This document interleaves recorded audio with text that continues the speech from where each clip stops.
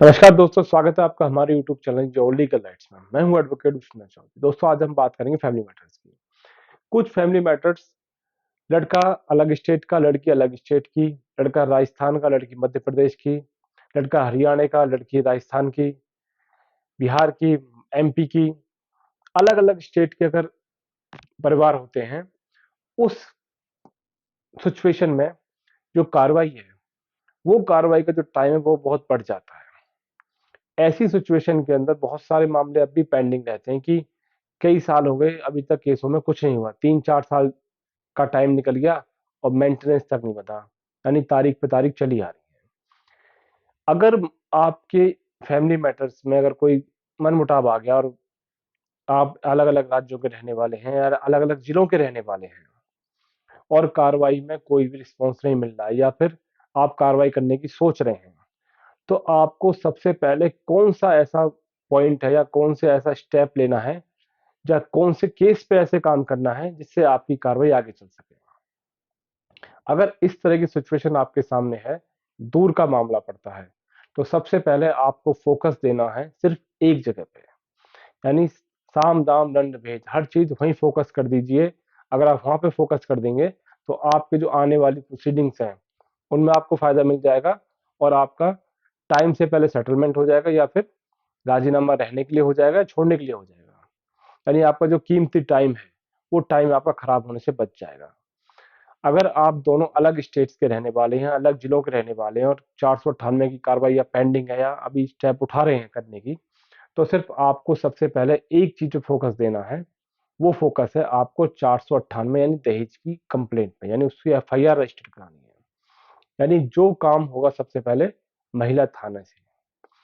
आपको साम दाम दंड भेद, अगर महिला थाने वाले आपको कहें जी बुला लेंगे, कार्रवाई कर देंगे, सारा फोकस या बनती नहीं है, SP के जाओ, DSP के जाओ, कमिश्नर के जाओ, CM विंडो पे जाओ, मुख्यमंत्री से मिलो जाके, महिला आयोग चले जाओ, लेकिन सबसे पहला जो जोर है वो थाने पे दबाव डलवाओ।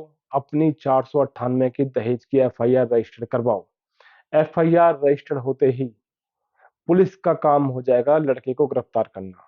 और जहां लड़का गिरफ्तार होकर आपके जिले में आया नहीं, आपकी जितनी भी प्रोसीडिंग है वो मेंटेनेंस की हो, डोमेस्टिक वायलेंस की हो, तलाक की प्रोसीडिंग हो, बच्चे की कस्टडी की प्रोसीडिंग हो, या जो भी आप प्रोसीडिंग में जो रिलीफ है वो आपको बहुत जल्दी से मिल जाएगा। लड़का उस केस में अपीयर होगा, FIR केस के अंदर, और वहां पे सारे सम्मन्स आपके इजीली सर्व हो जाएंगे और उस लड़के को उन केसों के अंदर भी अपीयर होना पड़ेगा, क्योंकि वो वहां पे FIR केस के अंदर उस कोर्ट के अंदर हाजिरी लगाने के लिए आएगा। अगर नहीं आएगा तो पुलिस का काम है उसको गिरफ्तार करके वहां पे पेश करने का। अगर आपकी प्रोसीडिंग इसी तरह डिले हो रही है तो सारा फोकस जो है, आपको अगर केस फाइल करना है तो सारा फोकस स्टार्टिंग में आपको FIR रजिस्टर करने पर लगाना है। पुलिस की चिक चिकबाजी से, उनके डराने धमकाने से अपना जो इरादा है कि जाओ कोर्ट से कार्रवाई करो, कोर्ट से कार्रवाई करो, उस कोर्ट से कार्रवाई के प्रोसेस में मत पड़ना। पुलिस कहती है भाई यहाँ से कुछ नहीं मिलेगा, आप अपनी कार्रवाई कोर्ट से करो।